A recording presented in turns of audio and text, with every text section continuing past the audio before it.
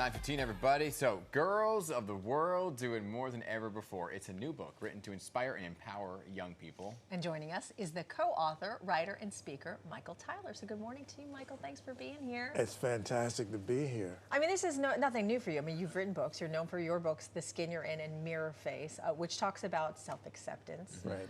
So what drew you to writing this book? What drew me initially was another opportunity to work with Lindsay Davis, because I think that Lindsay, I consider her like media cum laude. I think Lindsay's fantastic, and she gave me the opportunity to work with her on a prior book, Smaller Spot of the Dot, and said, could we do another book? But she wanted to do one about girl empowerment, which is a subject that I always wanted to work on and write about, but I never wanted to do it from the standpoint of me as a man doing it alone. I don't want to be mansplaining that issue. I see. And so Lindsay was like the ultimate individual to do this book with, so I got the opportunity and I jumped at it. I love it. I love the cover. It just draws you in right away. I got a 1.5-year-old. I'm going to read this to her right away. So you're talking about female empowerment, Girls of the World. What else is it exploring, and what's the story kind of telling?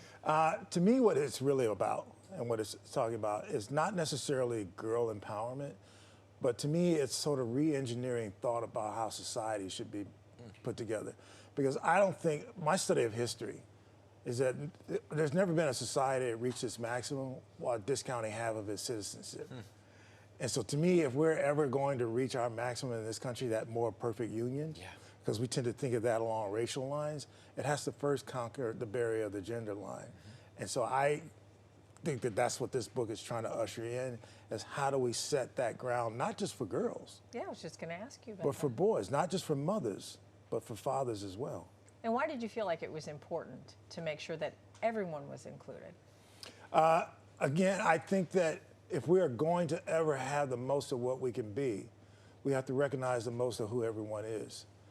And women have always been, regardless of what their class status, race status, geographical location, have always been around the world relegated.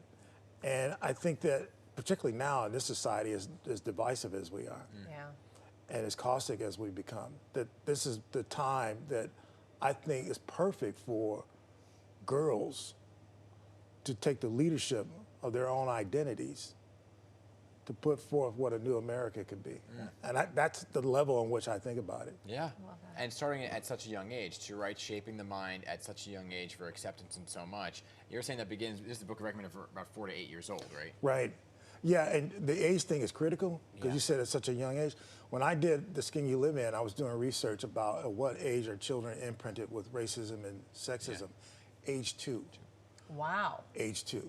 So as soon as we can get that message to them, the better, because by the time they're 7, 8, 9 years old, it's fixed, it's concrete, and that's what serves them for the rest of their lives. So now is the time to really go for it. Yeah, and the way that it's written, kids like to learn through song sometimes. I mean, that's the stuff that sticks. And that's the way this is written. It's very melodic, and it's a rhyming. Thank you for saying that. Yeah, that was the intent that Lindsay and I had behind it. To give it a sort of lyrical feel. Yeah. Something that could be easily committed to memory. Yeah. And something that children would want to hear read and want to actually say themselves over and over and over again, because that's how memory is served. So I really appreciate you saying that. I hope all the parents and teachers out there are listening to that point. Yeah, well, and that's how I kind of read. I read very sing-songy, because that's the way I hold her interest, too. So why don't you do a dramatic reading for us right now? I'm just kidding. He was about to take you up. I'm reaching. He was going to do it. He was going to do it.